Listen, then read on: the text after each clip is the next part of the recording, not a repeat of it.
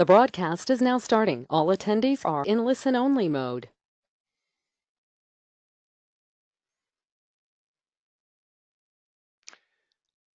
Hi everybody, welcome to the Lunch and Learn series and the new series, which is really exciting on high performance teams today. So welcome wherever you are in Queensland and whichever local government authority you come from. Looking forward to working with you during this fresh starting presentation. Now, a couple of things before we get underway. Firstly, you'll notice over on the right-hand side there is a little box there that says questions. At any time you want to ask a question, you can simply type in your question there, and I'm the only one that will see the question, and I'll respond to it as soon as I see it. In other words, any time during the presentation that you've got a question, then you type it in there. That way, of course, we can keep this as interactive as possible. I can't unmute everybody because if I did that, we'd have a lot of background noise and no one would be heard. So let's just test it out. Could I ask you now to go to the question box, that's everyone, and just type in clear if in fact I am coming across loud and clear, because if I'm not, I could be talking to myself. So could I just get people to write in the word clear in the question box just to hopefully reassure me that I'm not talking to myself over the next hour. Okay, thanks Tracy, that's good to hear. Yeah, thanks Rob, good to hear as well. All right, good. Thanks Karen. Yep, thank you. Thanks Marianne. Good. Sounds like I'm coming across loud and clear, which is fantastic. So please use that facility at any time during the presentation because that's what it's there for. And I'm more than happy to take questions or comments or people seeking clarification as well. Okay, now the other thing that I should mention is that this afternoon you'll receive a copy of the slides and the broadcast as well. So you'll get a copy of both of those items, which could be very useful for you to revise. So just relax and enjoy the presentation. No need to take any great notes. Of course, you'll get the slides later on.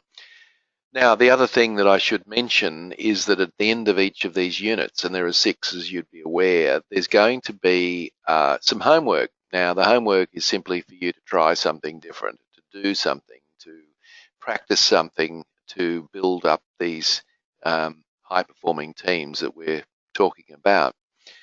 All right, so let's move on and let's look at the program in its entirety so that we understand what we'll be covering. Now, there's 6 units, and I'll just run through each of those very briefly with you. We sequence this approximately 2 weeks apart. Now, in some cases, I'm just not available at this time at 12 o'clock midday for local government in Queensland. I might be running a workshop or something. So what's really important for all of you is when you get your email this afternoon from me, would you please click on all of these units in the email and register. And register, as you're aware, because you're already registered, is to just type your first name in and your email address. Now, the reason why I want you to do that, even though Unit 6 perhaps is a long way off, so why would you do it? That way you're getting updates and automated information reminders all the way through the series. And that's the important reason I'd need you to do that. Unfortunately, we don't have a facility where you just click on one and then off you go. For all intents and purposes, there are 6 separate webinars, although they are in a series. That's why we call it that. So please register for them all early, and that way you can also put them into your calendar, which I think is always a good idea, and that way it becomes a priority. Otherwise, what happens is a busyness gets in the way and you'll miss the opportunity to be here at Friday or whenever it is to take in the information. So I strongly urge you to do that as well. So today we're going to be looking at characteristics of high-performing teams, and I'm going to share with you 8 characteristics. Then when we get together for Unit 2, we'll look at the 4 stages of team development. Now, some of you probably have new teams, some of you have mature teams, some of you had in between. But what's interesting is that Tuckman talks about the four, in fact, I think there are 5 stages now. Someone's taken it on to 5 stages of team development. And it's important to know what they are, because then if you know what these predictable stages are in team development, what you can do is that then you can intervene at different points. First of all, you can recognise what stage the team's at. And then from that point on, you can then try certain things that will assist to make the transition from one stage to the next. In Unit 3, we'll look at tools for leading teams. I'm going to share some leadership tools that I found very, very practical and usable in all sorts of circumstances. So we'll look at those. And in Unit 4, I want to talk about the roles people play in teams, which is always interesting. And the theory is that whenever you and I come together in a team environment, what will happen is we'll have a tendency to have certain preferential behaviour. So we might, for example, we might want to promote the good work that we do in a team, or someone else might want to organise us all and get us moving. So it's good to know what those roles are. And of course, you might want to consider doing a very interesting diagnostic from team management systems, which you may have done already, but it might help you to understand how you like to operate in a team environment. In Unit 5, we'll look at how to manage conflict and negotiation, because whenever you get a group of people together, irrespective of who they are, there's always going to be some potential conflict and a need to negotiate between competing needs. So as a team leader, you need to understand, of course, what some ways and means of doing that. And I'll share that with you in Unit 5. In Unit 6, we're going to look at developing a team culture. Now, your organisation in local government has a culture, and you may be aware of it, you may not be, but your organisation has a culture. Every organisation has a culture. And then what we have is we have subcultures within a culture. So your team has a particular culture as well. So the question that you might like to ask yourself is, do we have a productive working culture in our team? And if not, what might I do in order to make it a more productive team culture? So that's what Unit 6 is about, looking at team culture as such. All right, so let's move on, and let's look at the key things that we're going to be covering in today's presentation.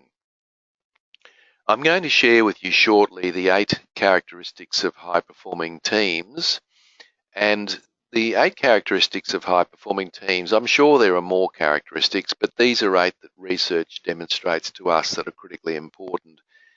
And the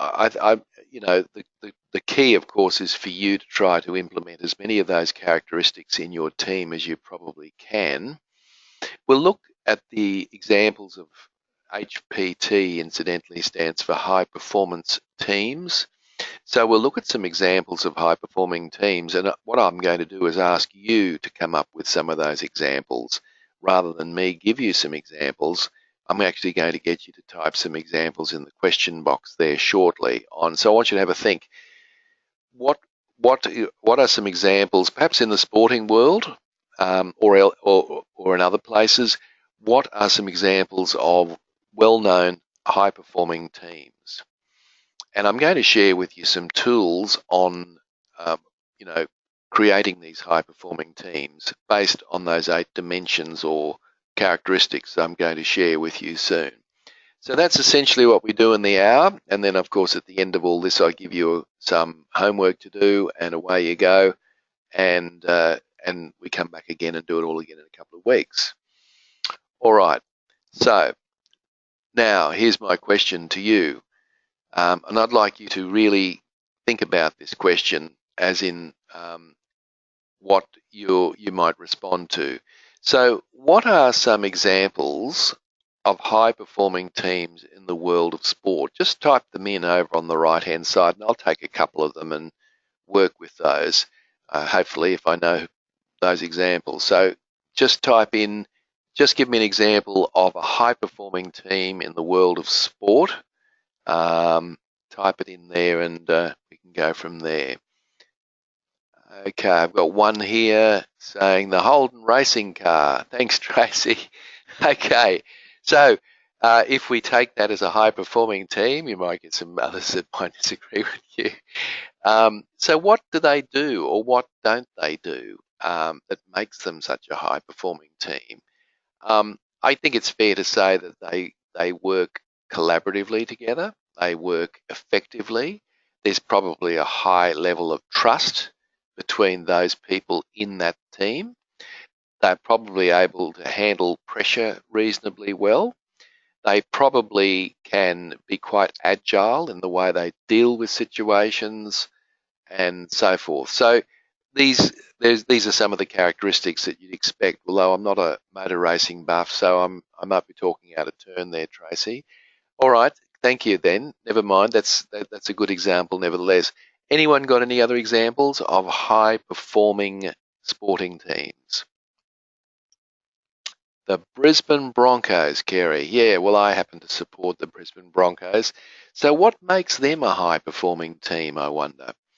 Um, if you think about them as a team, there seems to be what the French might call an esprit de corps. In other words, everyone tends to work together. They try and create a culture in the team that's very inclusive. Um, the captain, Darius Boyd, of the team is probably more of a collaborative leader than an autocratic leader. Um, there are a range of abilities in the team. Most of them, of course, have got high abilities, but and so there's a diversification that works well for them, and that's what helps. Anybody else? We'll take one more. At least I knew something about that, Kerry. Anybody got another high-performing? Here we go. What do we got here? Let's see. Cowboys is more performing than the Broncos. Okay, so look, the Cowboys have similar characteristics, don't they? And they have a particular culture that they work with. The team, there's a high level of trust. I thought it was interesting last year when Jonathan Thurston was out for most of the season. The team still came together and worked well. What was interesting is that Michael Morgan took up the slack and he became the inspiration for the team, and that's another example of a high-performing team. So look, we can all recognise these teams and we all know them when we see them. So look, they're all around. Let's now talk about the characteristics of high-performing teams, and let's consider. There's 8 here that I've got that I want to share with you, and I'm going to spend the rest of the time, our hour together, or 45 minutes as it is now, on these 8 characteristics. So let me just quickly start at the top and work clockwise through. You'll notice there's a sense of purpose, open communication, trust and mutual respect, shared leadership, effective working procedures, building on differences, flexibility and adaptability, and continuous learning. So the argument is that those 8 characteristics are pretty much the attributes of a high-performing team. What do you notice about the diagram? So if you look at the diagram that you're looking at on your screen, you'll notice something very interesting about that. You'll notice that it's all interrelated. So, for example, if you don't have open communication, you're likely not to have trust, or vice versa. If you don't have trust, it's unlikely you can have open communication. Or if you're not continuously learning, it's highly unlikely that you'll be flexible and adaptable. So they are all interrelated. So the bad news is all of them are important. The good news is that if you can impact on one of those 8 characteristics, you will impact on all of them. And that, of course, is a great thing. So I'm going to deal with each of those and give you some practical things that you can do in order for you to apply these to your own teams. So let's move on to the first of the characteristics, going clockwise and starting at the top. a sense of purpose, setting clear expectations. Now, if people are absolutely crystal clear about what they're supposed to do, what their expectations are, the fact that they will be supported by you and their colleagues, then that's a big step in the right direction. And from my experience in local government, there are some teams where that's very easy to create because it's very obvious what the end result is. And then there are other teams that might be called teams that aren't necessarily teams, where it's not quite clear what the overall objective is. So, how do you set expectations? Let me run through some key things that you need to think about when you're setting expectations for your team, and you should be setting expectations for your team. The first key question that you've got to ask is, what are my expectations as a leader? Are you crystal clear about your expectations and what you expect from the team, both individually and collectively? That's an important question. And if you haven't really thought that through, or you're not 100% confident about that, then you might like to spend a bit of time reflecting on that question. So you need to be clear about it, because obviously if you're not clear about it, then there's no way in the world your team is going to be clear about it at all. So if you are clear about it, the next question that you've got to ask is, have I actually communicated these expectations to my team? So have you done that? And just because you've done it once doesn't mean it's done and dusted. You need to be doing it on a regular and consistent basis. The key words there are consistent and persistent. Consistent meaning that it's the same message over and over again. Persistent means that I'm sharing that information regularly with my team. So, am I clear what I need to do am I clear about my expectations as a leader? Have I communicated those expectations to the team? Then comes the question of, do my team actually understand my expectations? Don't take for granted the fact that because you've communicated it, people actually understand what the expectations are. Have you explained the big picture and how it impacts on local government? Have you explained how it's affecting the ratepayers? Have you explained how it might have an internal importance for other teams and departments within your local government organisation? So, do people understand your expectations? Have you spent enough time getting that through to people? Then you've got to actually ask yourself the question, do they actually accept my expectations? See, it's one thing to understand it, it's another thing to expect it. And it might well be that whilst people understand it, they don't agree with it. So they might not accept it. Now, if they don't accept it, it's highly likely they're probably not going to do it. So, it's important for you to think about that question at least. Do people actually accept your expectations? Do they think they're too high or whatever? Then you've got to ask yourself the question, are my team members committed to meeting those expectations? So it's one thing to understand, but it's another thing to commit. So are the team 100% committed to achieving your expectations? And sometimes that's not a said thing. People, you just find people are putting things in the too hard basket because they don't want to do it. They're not necessarily committed to it. So it's good for you to actually ask people at times for their commitment. Can I get your commitment? This is very important to do that. So that's important. All right. So the next question you've got to ask yourself then is, do my team members know how they're performing against those expectations? Have I given good, regular, persistent, consistent feedback? So people need to understand both individually and collectively whether they've met the mark. And again, in local government, some of those things are more obvious than others. If you're working in the outdoors, for example, it's often much easier to be able to measure performance against expectations. Or if it's working in an office environment, it mightn't be quite so easy. So your job is to give people feedback. So you can see that managing expectations is quite a complex situation. But nevertheless, that's very important, and I would argue an important expectation. Of course, there's one more question, and that is around, are you supporting your team to achieve those expectations? There are often organisational roadblocks in local government, and you'd be more aware of them than I would, but the truth is there anything you can do to remove those roadblocks?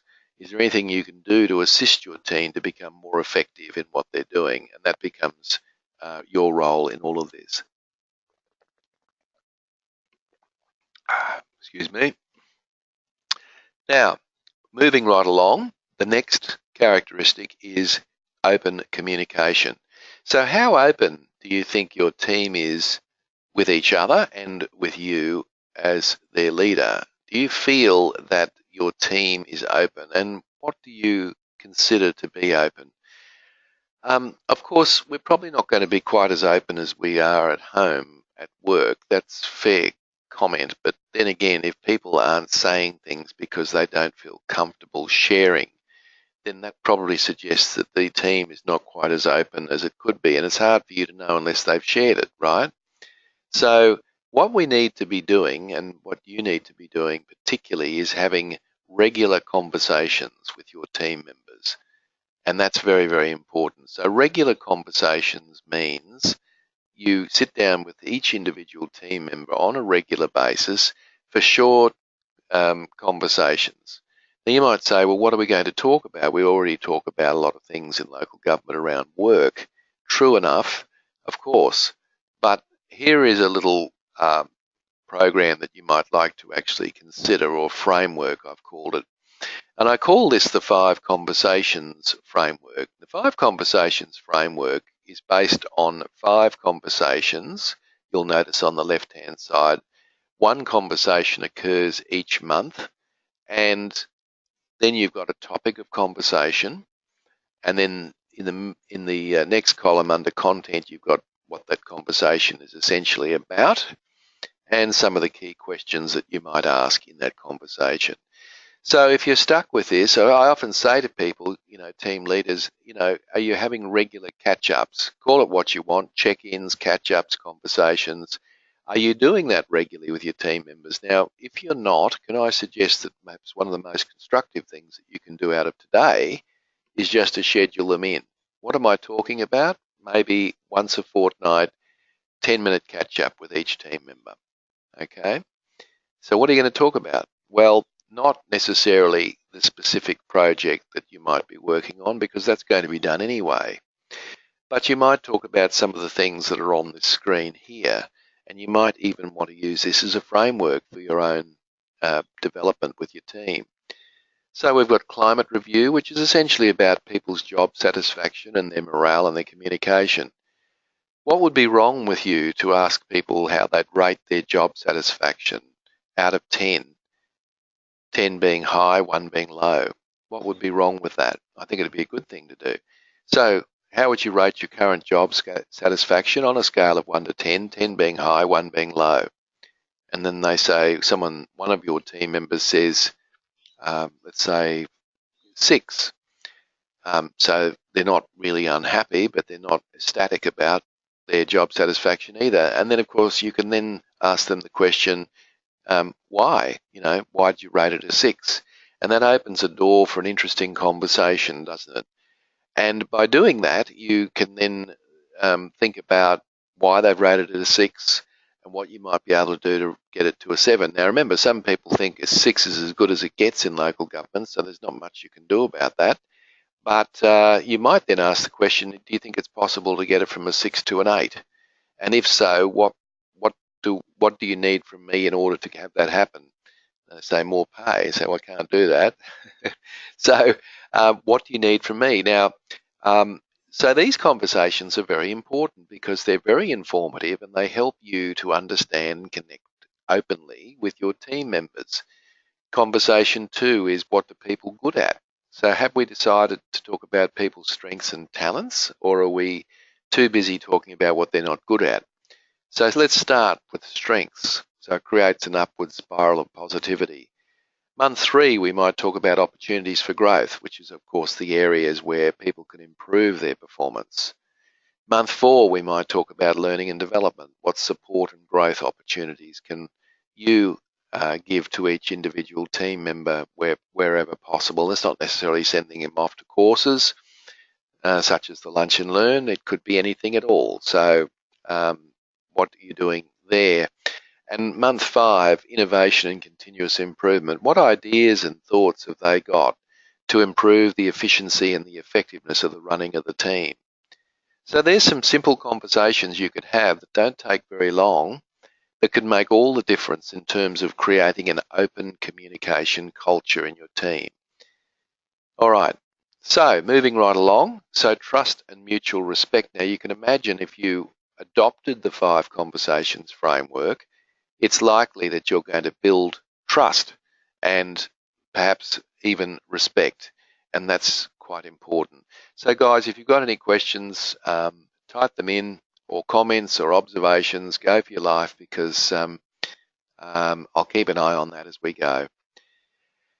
So what are the characteristics of trust? Well, we all know trust and we all know distrust, but what actually covers those characteristics? Well, I don't need to go through this in great detail because, as I say, we all know it, but how sincere is someone? You know, how reliable are they? Do they walk the talk? How committed are they to getting their job done? Do they have integrity? Can we trust their word? Are they reasonably competent at what they do? And are they consistent in the output that they give the team? Now, the argument is if you've got someone that ticks all of those boxes, then that is likely to increase their trust level. But the interesting thing you notice there is there's some issues around work ethic and consistency and competency. So it's not all just about communicating with people. It's also about what people can offer and deliver in a team environment. So trust is important, and you know, the teams that you mentioned, or any sporting team that you didn't mention that you consider to be a high performing team, I would guarantee that those characteristics of trust would be very, very real. So that's an area that you can certainly do some work in, and certainly it's much easier to lose trust, isn't it, than to gain it. So, you know, my suggestion to you as a leader is if you promise something, you make sure you deliver. In fact, not only should you deliver, you should over-deliver. So be careful about what you promise, because if you don't promise, then what you're doing is if you don't deliver on your promises, you will lose trust in the eye of that team member that the promise was made to, or the team, in fact. The next characteristic around the wheel is shared leadership. Now, as a team leader, what that means for you is that you need to be as flexible as you probably can be in working in a team. So that means you need to be, let's have a look at a model and it'll show you. And you've probably all somewhere seen this model, which is what is called situational leadership. And it's a very practical model, but it basically says that you've got 4 different styles of leadership that you should exhibit in a team.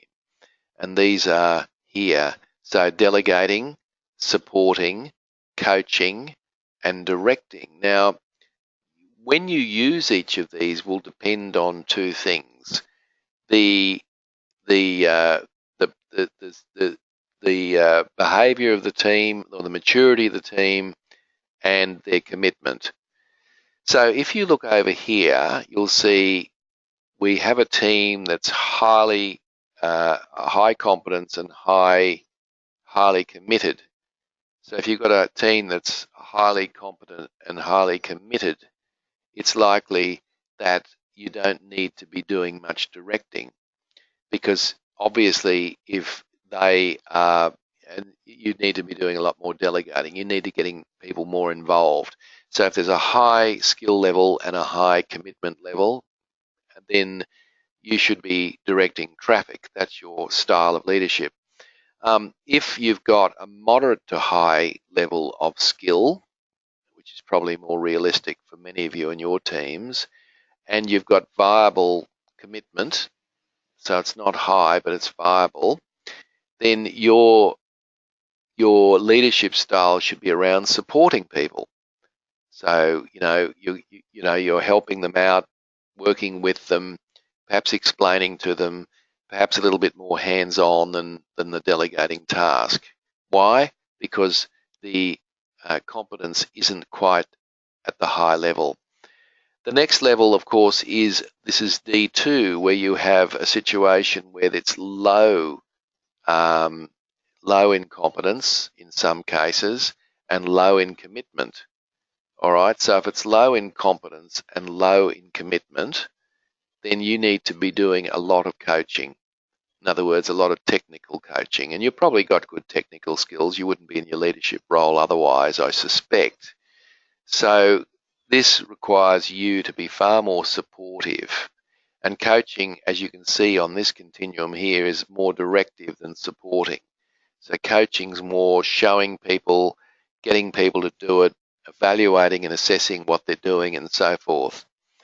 Now, what happens if you've got a team that's has low competence and high commitment? So they don't really know what they're doing, but they're very motivated. Well, you can be quite directive in that example there, because why should you be directive if they've got a high commitment? Well, because they don't know what they're doing.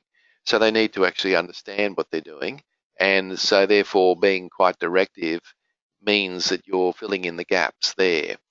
So the trick for you is to be flexible. So you need to be delegating, supporting, coaching, and directing. Just got a question here from Edward, so I'll just deal with that. Thank you, Edward. I would have to say that the NQ NQ Cowboys is more performing than the Broncos. Sorry, we've already done that one. No, this is the one. Management team has to lead. Has to lead hands-on. It's very challenging.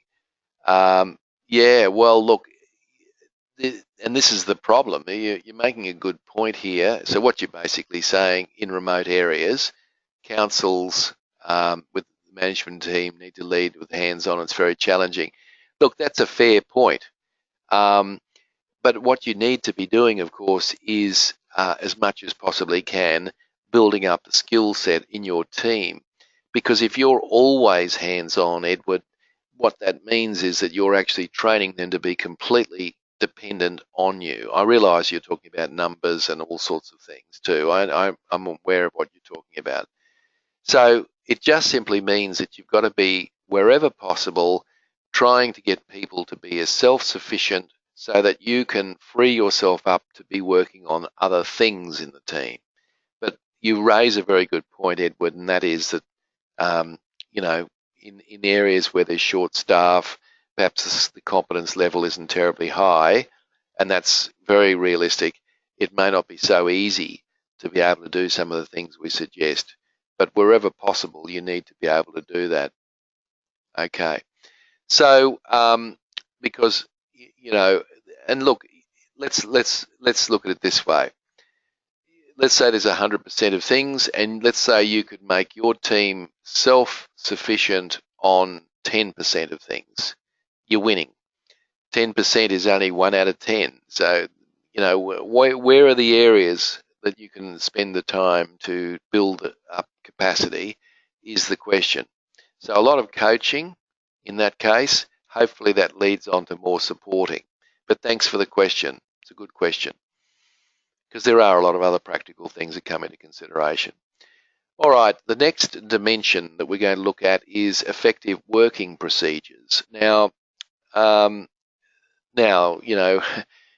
having done a lot of consulting in local government, I understand there's a lot of work procedures that are ineffective rather than effective, and that's just between you and me in this broadcast. I wouldn't go out and tell the whole world that, although I think some people may think that might be the case. So within your team, it's really important that occasionally you scrutinise your procedures and systems. Now, the things that you can't control, you just let go of, because that's that. I mean, obviously there are state government regulatory requirements, there are council edicts, all sorts of things there's the corporate plan, it is what it is. The question that you've got to ask yourself is, do I have any control or influence over this procedure? And if the answer is yes, then the next question you might ask is it working at its optimum efficiency and effectiveness? And if it's not, then of course you can change it. But you've got to ask those questions initially. So what I suggest you do is to think about this little template. If you look at your workplace, and I call this the 8 dimensions of innovation and continuous improvement. If you look in your workplace, how about you use this as a checklist to start to audit the way your team does its work? So the questions are, how might we improve the quality of the services that we provide the ratepayers? Good question. No, without obviously increasing the rates. I'm not necessarily talking about that. How do we increase the service? Now, I don't know the answer to that in your case, but what I would say is that if you don't ask the question, you're not going to get the answer. How can we reduce the amount of time this process takes? So, of course, people get very impatient with how long things take. Not just in local government, worse still in state government, and things can take an eternity to turn around. So the question is, how can we reduce the time things take? Is there something that we can do without cutting too many corners?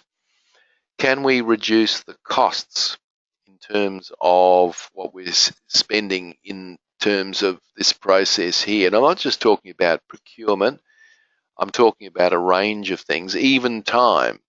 So even if you consider the issue of the number of meetings you have in your local environment and how many meetings people attend, of course, local government is one back-to-back meeting, one after the other. But the problem is that these meetings often are a waste of time, or they're not relevant. And so the question then is, is there any way we can reduce the meetings, or is there any way that we can reduce the time in the meeting? Or is there any way we can actually make the meetings more productive? So that's a good question to ask. And, that if you don't ask the question, you don't get the answer. But if you think about it, every time you have to spend it, every time you and I go to a meeting, and let's face it, you could argue that what we're doing now is a meeting. So every time we go to a meeting, let's say it's an hour, that's costing us an hour of our time.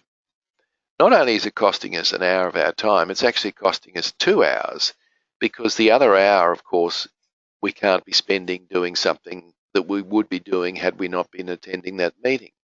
So it becomes very costly. So you get 5 people in a room that meet for an hour. That's actually 10 hours of productivity. So you'd want to have a pretty good meeting. How can we increase output? So what can we do to increase our indicators? Are we outputting enough information? And if not, what can we do about it?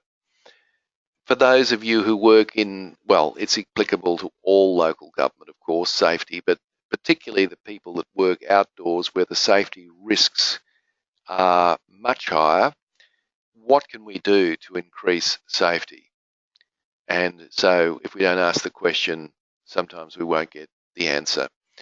What can we do to meet the deadlines required? So, if we're, for example, getting minutes to council meetings, how can we make sure that we give councillors enough time to absorb those minutes rather than giving them to them at the last minute? How can we enhance the interpersonal cooperation between the teams that work in local government or your organisation? Now, the advantage that a small council has, hopefully, is that the barriers between the various sort of functions in local government hopefully are not quite as, shall we say, rigid as they would be in a large council like Brisbane City Council. So, but local government, as you and I both know, is set up in silos. And what happens is that one silo often doesn't talk to another. So how could you enhance interpersonal cooperation between your team and another team? could you have a conversation about that with your team during one of your meetings? And how could you streamline your systems and processes? And I'm sure there is ways and means of doing that. So I'm not suggesting that you should tackle all of those things. You've got plenty to do. But hopefully one of those resonated with you, and perhaps you might like to think about that, and you might like to consider that as a topic of conversation in your next team meeting. So, moving right along. The next characteristic of a high-performing team is building on differences. Now, a low-performing team will often be somebody that's very suspicious of differences. But when I talk about differences in this case, what I'm really talking about is building upon the strengths of the people that are in the team. Everybody has a innate talent or a strength that they can bring to a team environment. The question is, do you know what that is? And secondly, can you accommodate that in your team deliberations? And that becomes very important. Instead of us looking at the negatives of our people, how about we start looking at what people are good at and try and think about how to implement? Let me give you a very simple example. There might be somebody in your team who's very good at summing up information. You just notice that they can distill information down into a couple of key points when you've had conversations with them. So that's their skill. What about if you gave them the opportunity in a meeting to be able to summarise what's been said at the end? So after an hour, you could turn to them and say, I mean, you give them forewarning, of course, but you could turn to them and say, Bill, you're good at summing up the key points of the meeting. What were the key points that came out of today's 1 hour meeting? And you'll find that Bill or Mary or whoever it is has obviously thought about it and will probably be able to do a much better job than you.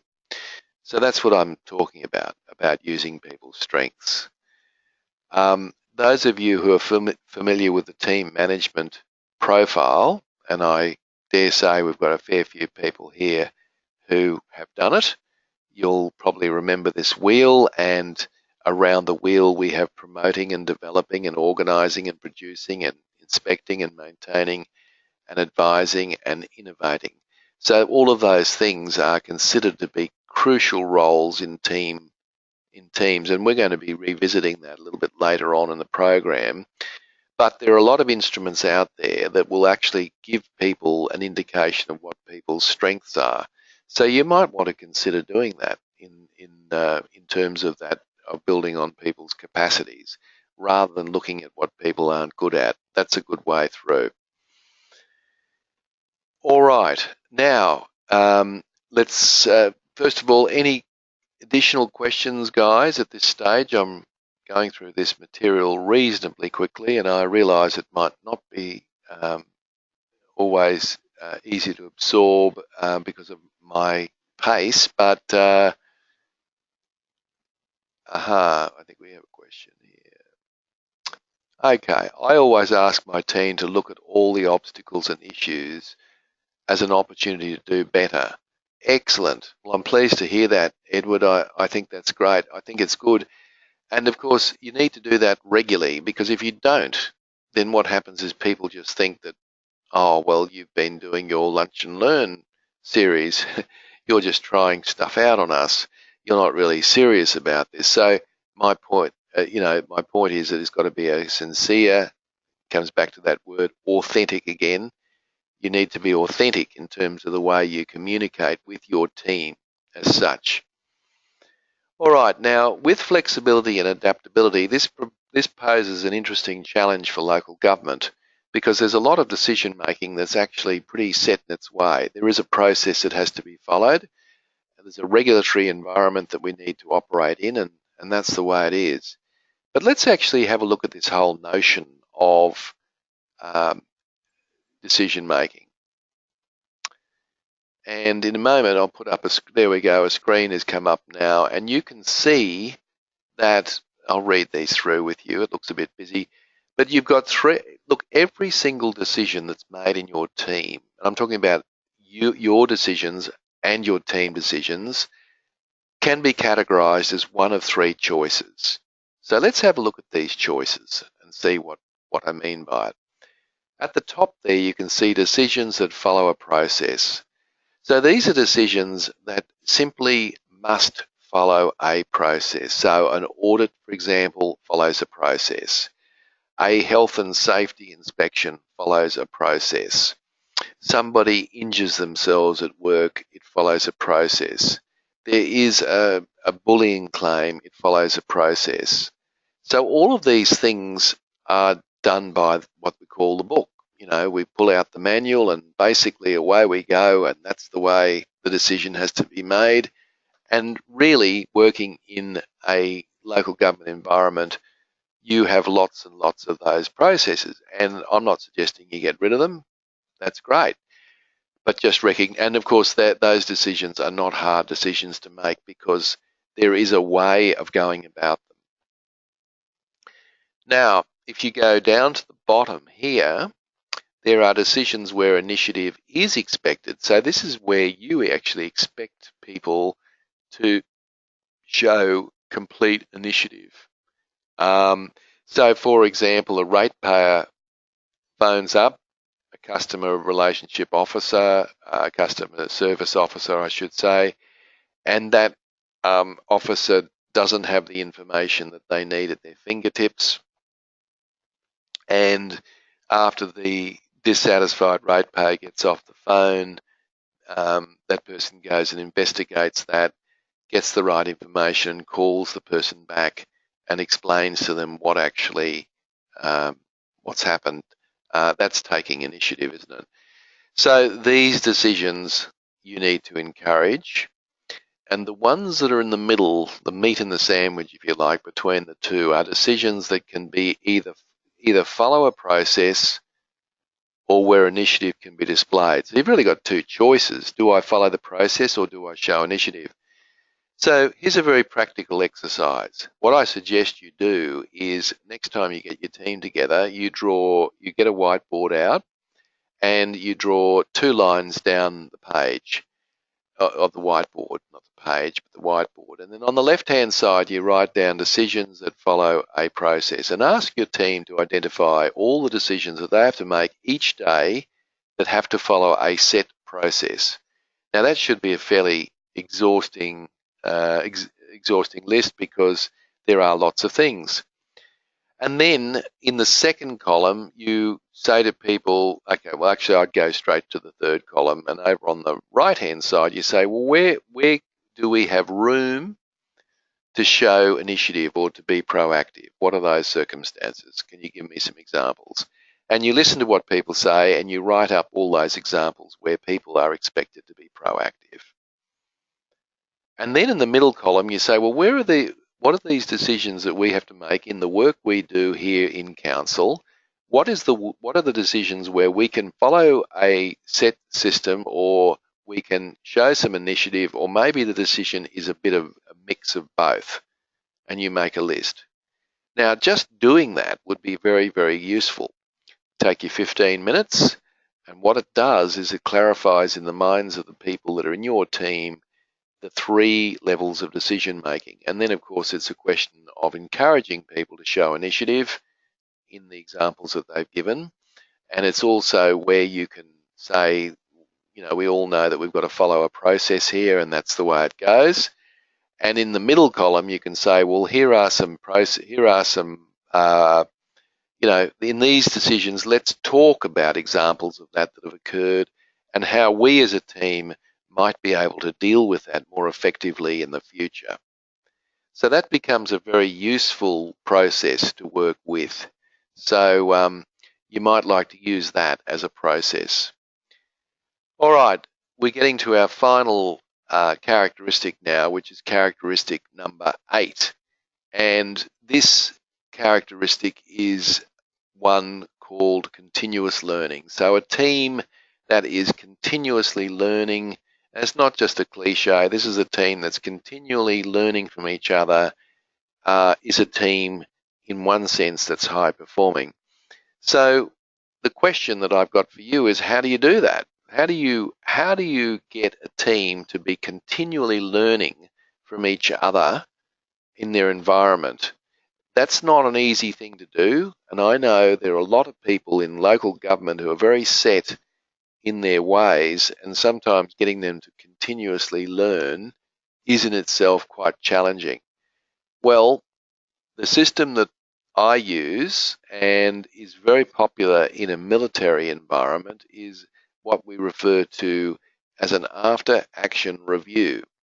Now, an after-action review, the short term is AAR, the after-action review is a very powerful process. It's based on three key questions. What did you do, or what did we do well? So let's say that your team has just been through a process. Maybe you've just completed a job, maybe a project's got completed, or something's occurred where there's a clearly defined finishing point. You can actually do this halfway through as well. You sit down and you say, well, what do we do well in all this? So always start with the positive. Now, you'll find that it's much easier to talk about what didn't go well because people are naturally predisposed to that, but that creates a negative spiral of, and so let's start with what we did well. Now, even if something was an absolute disaster, there's probably something there that was done well in the process. So let's talk about that, and let's get some of those things well and truly discussed. The next question that you can then ask of the team is, what didn't go well? Now, there's no matter how well something went, and this isn't about pointing fingers of blame at any team member either, incidentally, so you just make sure you've set some ground rules around that, but it's a good exercise to do with the team. So what didn't go well? So there must be something that didn't go well, all right? Now, out of those two questions, you've got a third question that's really, really useful, and that is this question. What will you do, or what will we do differently next time? Now, trust me, this works really, really well. You'd be surprised how well this works. And this is what we call an after-action review. And of course, the military use this all the time. And, you know, you can't sneak. I do a lot of work for the Singapore Armed Forces, and I go across there regularly. And when we go across there, you can't actually sneeze unless you've done an after-action review almost. So the circumstances is that everything is open to an AAR, and it's based on these three key questions. What did we do well? What didn't we do well? And what will we do differently as a result of what we've learned? So this becomes a learning opportunity. And you'll find, interestingly enough, that people will actually embrace the learning that comes out of this. Why? Simply because they've had an input into it. And that's why it's important to do it in a team environment. So you might like to think about the after-action review as a very effective strategy at building the continuous learning that we've talked about. So guys, that's pretty much the end. If you've got any questions now, I've just got to give you some homework and talk about a few other things, but if you've got any other questions, can you type them in now and I'll deal with them, because I've probably raised a lot of stuff there. Oh, here we go. Sorry, I'm missing these questions. We did well in our recent cyclone Nora efforts. Fantastic. And then, of course, the next question you've got to ask yourself there, Edward, is what didn't go so well in terms of the way you dealt with things? And the third key question then is, what would we do differently? Because inevitably there will be another cyclone at some point. And of course, if you can learn from that, then you'll be better informed and better prepared for the next one as well. So that's the point, and that's a very good example, what you're raising, of when you could use an after-action review. A very good example, actually. Where did the 8 characteristics come from? Kerry, they're my work. Basically, what happened is that it's one of obviously my areas of interest, and through all of my reading and so forth, I distill down these 8 characteristics that are critically important in terms of team development. So that's where they came from, just from, broad themes around the learning that I've had around a whole bunch of interesting topics. So yeah, but I hope you agree with me, Kerry, that they're they're relevant in your case as well. So look, the homework I want to give you um, is I'd like you to take one of the 8 characteristics. Remember, you'll be getting these slides this afternoon. You'll also be getting a video recording as well. But what I'd like you to do is to pick one of those 8 dimensions that we've covered today, and I'd like you to start today that spark an interest. So pick one that you're interested in that might be extremely relevant in your organisation. And what I want you to do is to start taking some action on that immediately.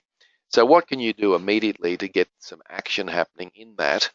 I've given you some very practical things. Now, it's overwhelming if you try to do all 8, of course. We're all leading busy lives, and it's just impossible to do all 8.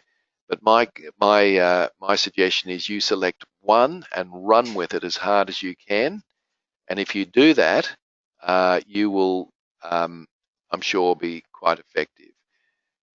Okay, so I just got another question here. Tim, would the AAR process work well in, say, a fortnightly catch-up with staff and have them reflect on the fortnight to discuss what they did well and what they didn't do well? Or is the AAR process more project-specific?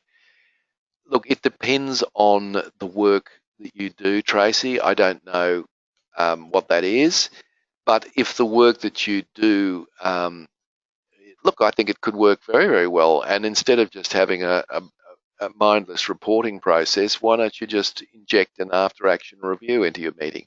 Absolutely fine. It can be done that way.